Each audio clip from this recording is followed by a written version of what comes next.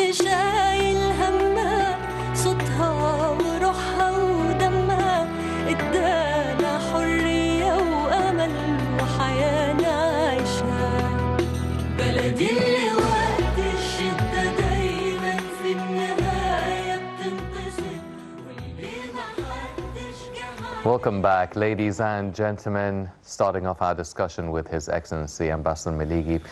Sir, now, before we start talking about the Foreign Affairs file and the hopes and aspirations and the plans for the future, for at least the next tenure, now let's take an overview over the past 10 years.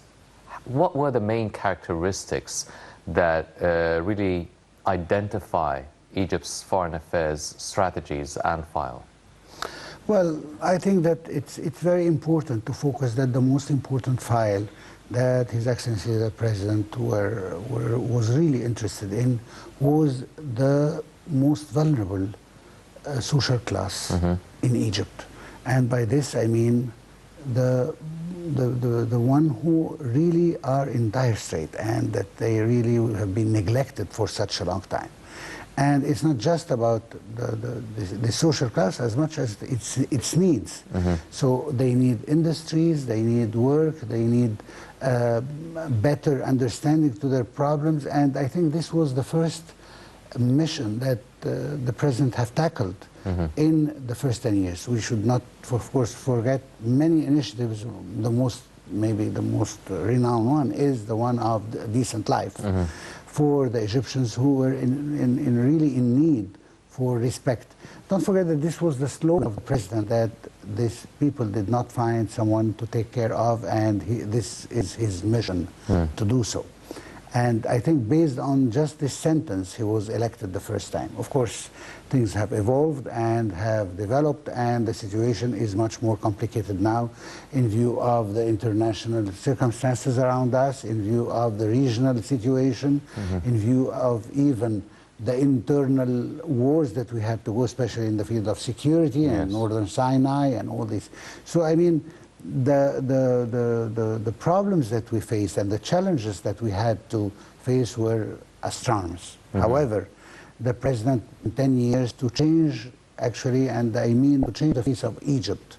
Of course, he tackled the infrastructure, which was in a very bad situation. We all remember how our roads were, how our electricity was, how our water resources, and everything that any regular person would need to deal with. And this was among the first tasks of the President.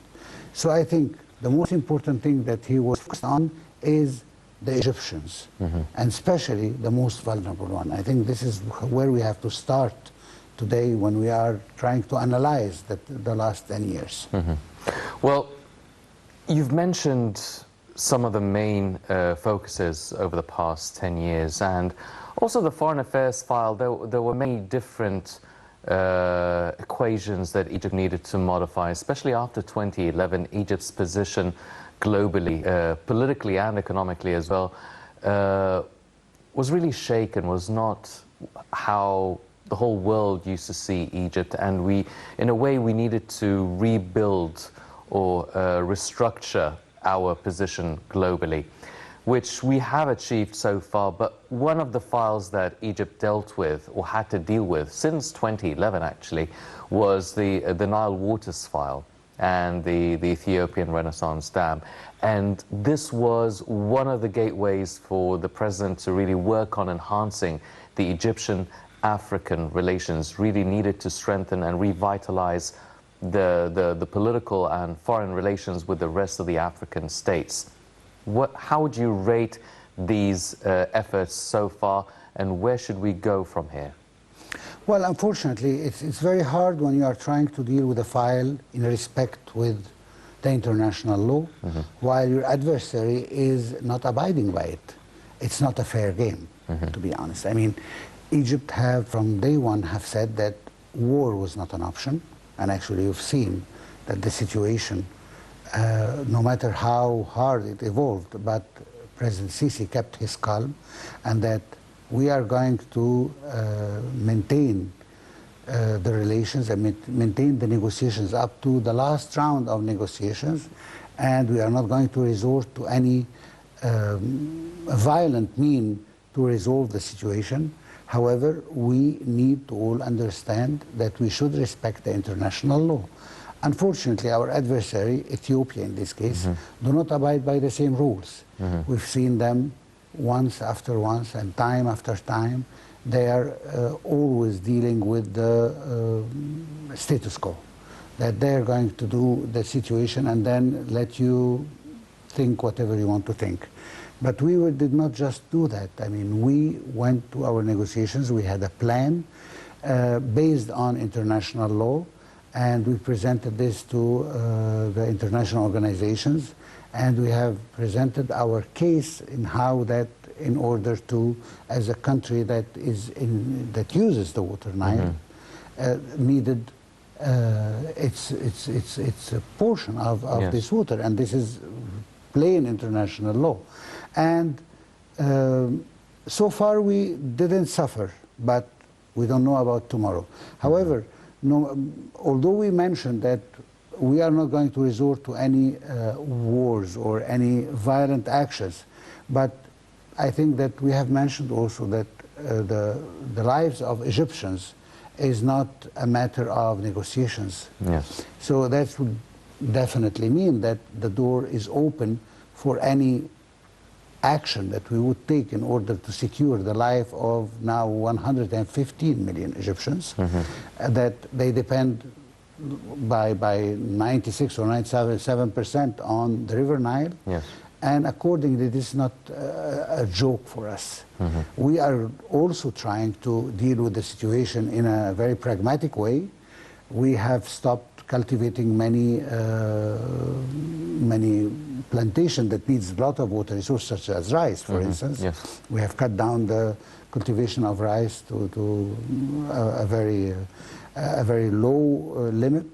Also, we are trying to see the possibility of desalination, the maximum quantity of water possible, and we are trying to see how can we do our irrigation by using this kind of water or recycled water.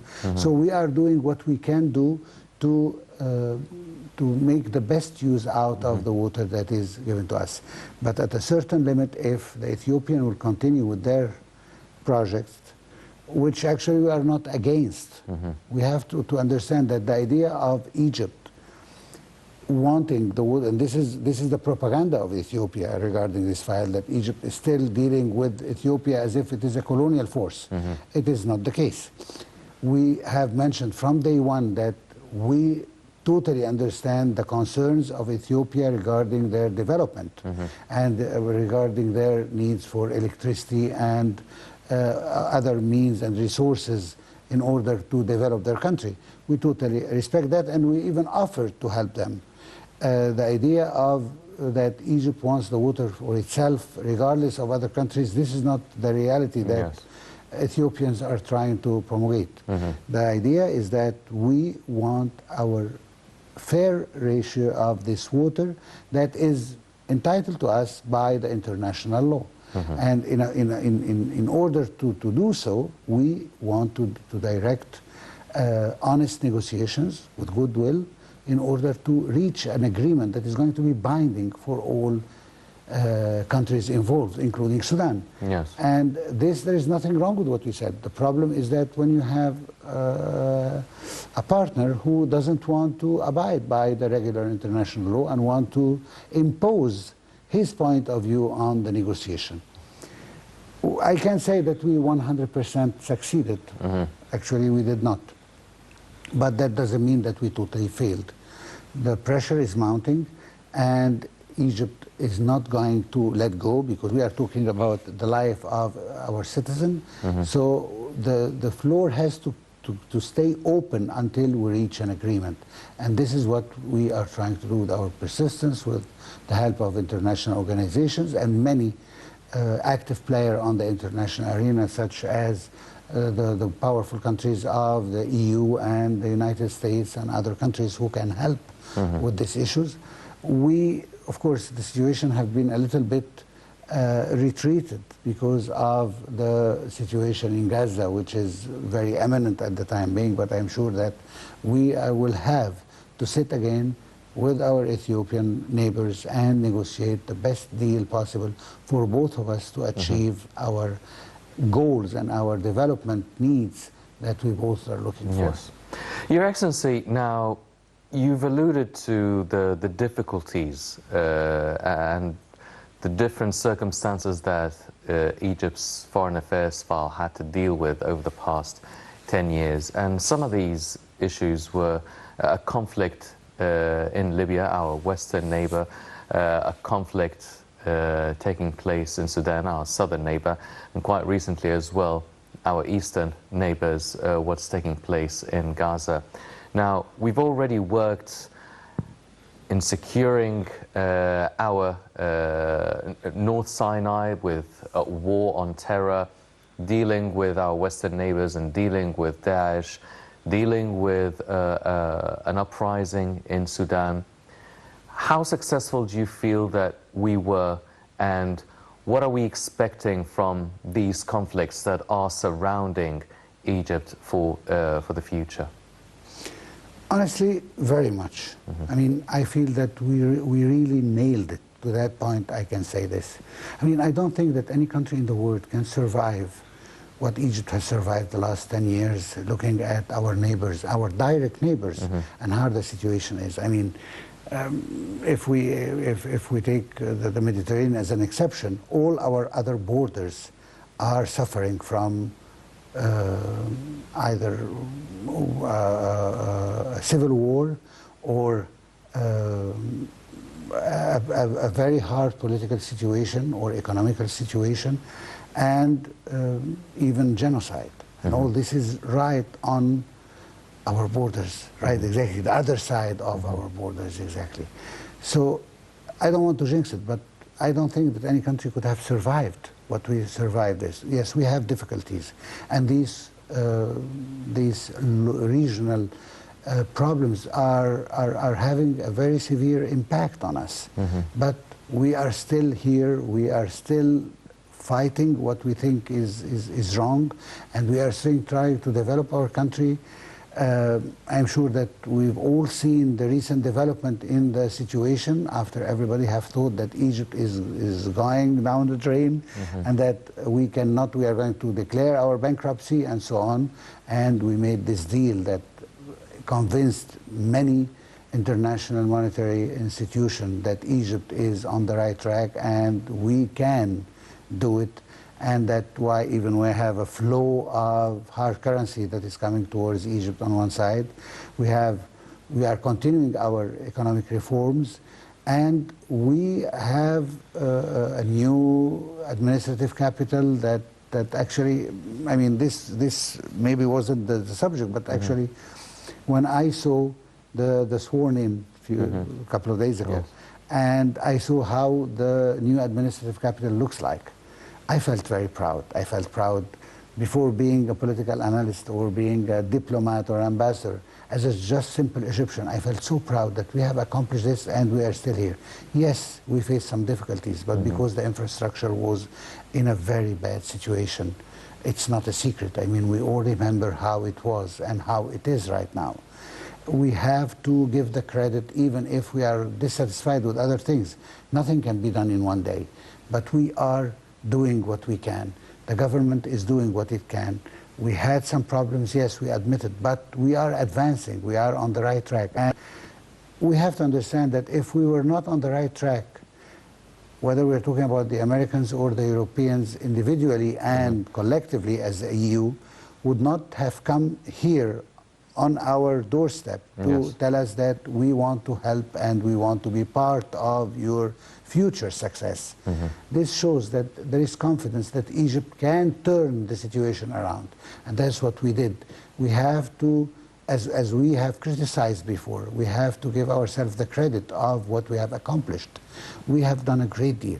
Our country is something that we could be proud of. You remember the slums area and how it looks like. We remember how Egyptians were living in neighborhoods that are not are not really worthy of human beings.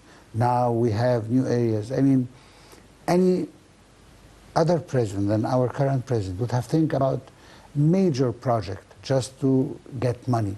But the first projects were just to move those people from the slums where they were living to better areas with gardens, with facilities, with better environment, and with decent decent flats. I mean, this costs any government money. Yes, definitely. If the idea was just to get money, it would have been much easier if we neglect these projects and just go and to switch the country into an industrialized country. And we had an experience with this after the revolution of 1952, that we wanted to produce everything, as we said, from the needle all the way to the rockets, and we didn't build neither. This time we are dealing with the situation as it is. We have to help those people to have a decent life. And from here came the initiative of the president, A Decent Life, because those people need a decent living in order to feel how human they are. Yes. And those people, once they feel this, they will give what they didn't give so far because of their rejection of any effort from the government. I think that the situation is getting better. I'm not saying we are at the top where we should be, but we are on the right direction, and we have to be a little bit more patient. But the results are here already, and it's not just me talking. The whole international community is talking about what we have accomplished, and that's why they want to be part of our future. They wouldn't have come if they still think that we are losers. They wouldn't have been here. So the idea of the whole world coming, the EU coming, and we've seen how they came. They didn't just send someone. I mean, the head of the European Commission was here. Several heads of states were here. And they were talking with Egypt as a grand nation about our needs, our demands, and what do you want to do in the future, and we are going to help you to do that, to accomplish that. Of course, they have their own agenda, of course, related to immigration and so forth. But nevertheless, they could have asked for the agenda with a lower price than what they are offering. What they are offering shows that they have confidence, that they know that their money is going to be returned with a profit. And that's why they're here with us. Well, ladies and gentlemen, Egypt has definitely invested in many presidential initiatives, as His Excellency has mentioned, also invested in the human capital, the most valuable asset for Egypt, and as well investing in the foreign affairs fund. Let's check out this report and we'll be right back. Egypt's relations with the outside world seek to maintain strong bilateral and multilateral cooperation, which is an essential goal of Egypt's general policy. Strengthening traditional friendly relations as well as building new foreign relations enables Egypt to exercise influence and pursue its national interests all over the globe. Traditional relations such as those with African and Arab countries are maintained primarily through interaction within regional organizations such as the African Union and the Arab League.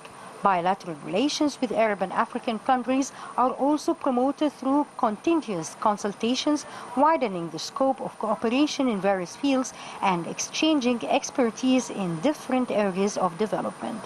Egypt has played and still plays a leading role in supporting Arab policies, foremost among which are the concerning issues such as the Arab-Israeli conflict, Iraq and Sudan. Egypt's foreign policy is also committed to boosting the state's strategic relations, such as those with the US, Europe, Asia, and the Far East, which help Egypt in its sustainable development efforts and promotes its role in the international arenas, as well as serving its strategic regional objectives. On a bilateral level, Egypt has active relations with most European countries, including those of the Mediterranean. What enables Egypt to keep promoting its foreign relations has been its steadfast insistence on the principles of mutual respect and equality in all its foreign dealings, and its staunch opposition to outside meddling in other countries' domestic affairs and attempts to infringe on their sovereignty and independence. Egypt is also a strong advocate of peace and stability in its regional environment, towards which end it promotes a spirit of cooperation, the adherence to the principles of international law, the commitment of international treaties and covenants, and supports for the UN organizations and international cooperation and mutual support.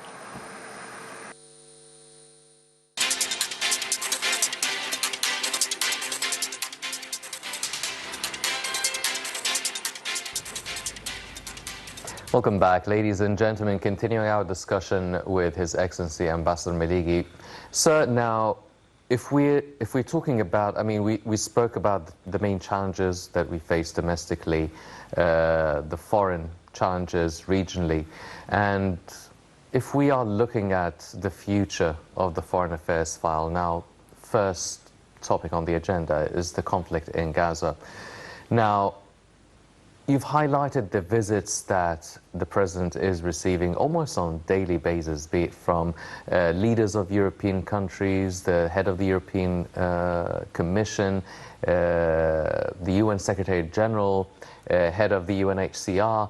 I mean, all leaders from all sorts, high-level delegations from the Congress, Anthony Blinken, I mean, what have you. So, what are we supposed to be prepping ourselves in terms of our foreign affairs file, focusing mainly on the first issue in hand, which is the conflict in Gaza? What should be our preparations for any given scenario that might take place over the coming maybe days, weeks, or months? Well, it is not the conflict itself that is bothering me, and actually shouldn't bother any analyst. The idea of the liquidation of the Palestinian cause is the strategic word that has to be used. This is what worries me, is the Israeli vision of even new settlements now in Gaza, that the Palestinians who have been kicked out of northern and middle of Gaza will not be able to return to their homes. So even Gaza has been shrinked from Gaza to just the small enclave of Rafah, or maybe a few kilometers more. This is the Israeli vision. We've heard rumors, and I hope that they are wrong, about building a new port that will help to evacuate the Palestinians to other and new lands. The idea of Egypt have failed to transfer forcibly the Palestinians to Egypt, to Sinai and then to all of Egypt. Both ideas have failed. So the idea is that to make the situation unbearable for the Palestinians, so that would voluntarily, and I mean this between inverted commas, because there is no voluntarily about leaving your own land, about voluntarily leaving the Gaza Strip to go to other countries that have offered and said, I don't want to name names because so far nothing is clear or concrete or official from many countries, but we've heard reports about several countries, Europeans and Americans, that said that we are ready to take few Palestinians, especially those who are in a very bad situation or wounded or whatever. But the idea is here.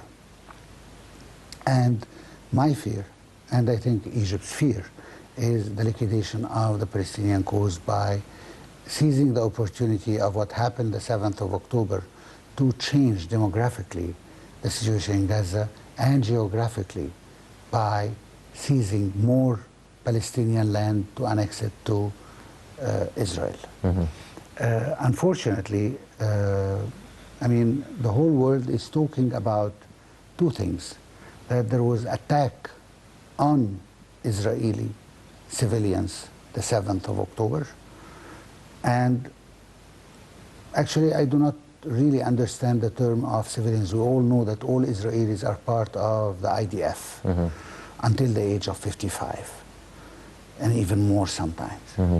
So which civilians you mean? That's the first question that occurred to my mind. You have to be clear. And second, where is this Israeli land that Palestinians have conquered?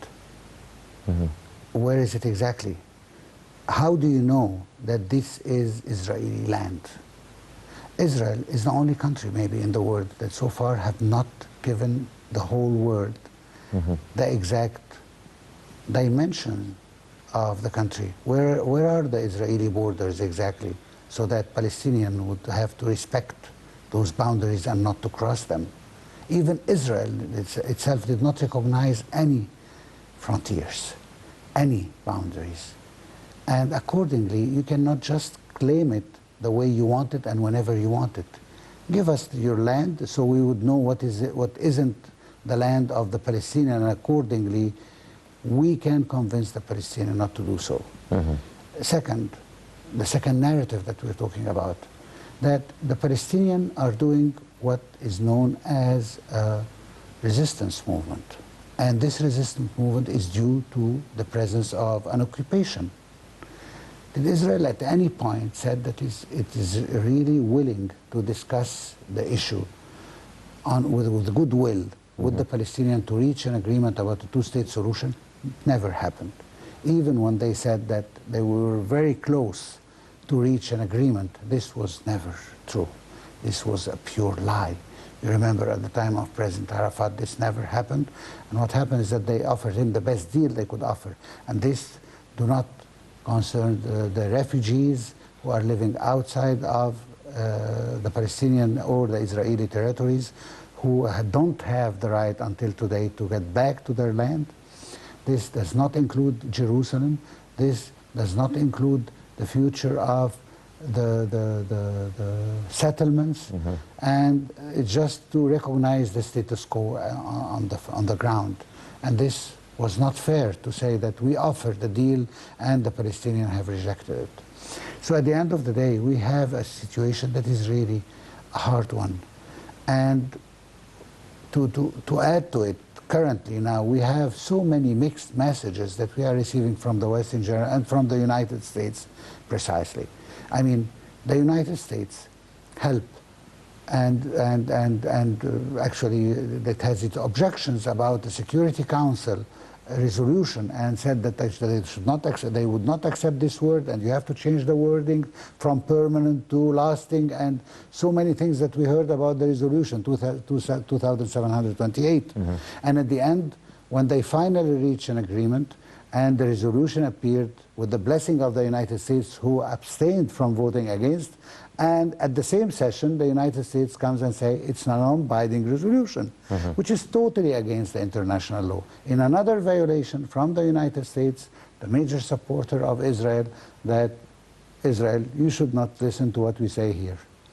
As a matter of fact, I want to add to this something. The West in general have wasted our time in many initiatives and many negotiations and many talks and resolutions that none of them were actually either vetoed against or not even implemented, if even they appeared. Ramadan is in few days ending, and Israel so far did not stop its aggression, although the resolution 2728, which is the last resolution that we have it in our hands, it's just like someone getting a court order and he cannot implement it. As simple as that. This is the situation that we are facing right now. And they have drowned us in all these papers and talks and everything, while giving Israel the opportunity to continue its aggression against the Palestinian people, while crying for them at the same time. For the love of God, what is the message you're giving us here in general? We do not understand. I mean, the United States and I believe several other European countries, at the same time that they are asking Israel to respect international law and to stop its aggression against the Palestinians and all these kind of things that we hear of, and yet they supply new armament and ammunition for Israel. What message are you giving us? We are so confused by what you are saying. I mean, you are, especially the United States, you are doing humanitarian aid dropping from the air. They want to build a port and they are working on it right now so that boats can come and give humanitarian aid, while you could simply ask Israel to open its borders or to respect the Egyptian border and to let the trucks enter. Well, Your Excellency, well, then, because we're running out of time, so what is Egypt's role within the mediating effort, the mediating negotiations, the mediation talks, Egypt along with Qatar, with the US? How effective are these talks? We're proposing, my dear friend. We are proposing what we can do and what we can implement and what we can ask the Palestinians to do. But what does it mean to propose if you don't have someone who is listening? And that's the situation. What is the difference of the current proposal by Egypt about the exchange of prisoners and this, and what happened 2 or 3 months ago? Isn't it the same deal, more or less, with few details around the corner? So the idea was always there. I mean, we always presented what we are presenting. We met with all the leaders, as you mentioned it a few minutes ago. We met with all the people concerned, with all the head of states concerned. We are receiving. Cairo have become the Mecca of all international leaders who want to see what is the current situation, how can we help? And yet, nobody is really doing anything for the simple reason that they are waiting for Israel to accept any of these proposals. Then they will show up to say, we will help with that, as long as Israel will accept. The idea of Israel not accepting and forcing it by either boycotting Israel or not supplying any ammunition or any weapons, this is the real deal. This is the serious talk. Anything beside that, it's just, as I said from the beginning, whether we are wasting our time with talks and negotiations and initiatives that will not even be worth the ink they are written with, simply because, well, Israel did not accept it, so we cannot do anything. And mark my word, the whole Western world in general, of course there are a few exceptions, but the whole Western world in general accept the total destruction of Hamas as an international organization, as an organization that is accused of being a terrorist organization. But what about the other Palestinian movements of resistance? They have the right to do this because according to the international law, any country who is under occupation has the right to do that. I don't know if you have seen the interview of the ex-head of the Shin Bet, the Israeli Shin Bet, which is the national security Israeli, who said, I will do exactly like Palestinian if I was under these circumstances. Even the Israelis themselves understand that this is the right thing to do, but the international community is not yet there. That's the real problem. Well, ladies and gentlemen, as His Excellency mentioned, there are real problems and main challenges for the coming foreseeable future, and hopefully, like Egypt, did neutralize and maneuver around the challenges that were very present over the past 10 years, be it on our different borders, the western and southern ones. Maybe as well, Egypt will be able to neutralize and maneuver and find a way out of the current crisis taking place in Gaza. Unfortunately, that's all the time we have for this edition of the Daily Debate. But before we go, I'd like to thank His Excellency Ambassador Medhat al-Miligy, the former Assistant Foreign Minister. Mr. Ambassador, always a pleasure having you with us. Thank you for having me, and Happy Eid to all, and we hope that we will tell the Palestinians very soon, Happy Eid to you, and for the other regional conflicts that we are surrounded with, like the Sudanese one, like the Libyan one, I wish them all the best, and may Allah bring peace to their countries as we have peace in our country. Yes, may He do so. Ladies and gentlemen, that's all the time we have for this edition of the Daily Debate. I'm Henny Saif. Thank you for joining us.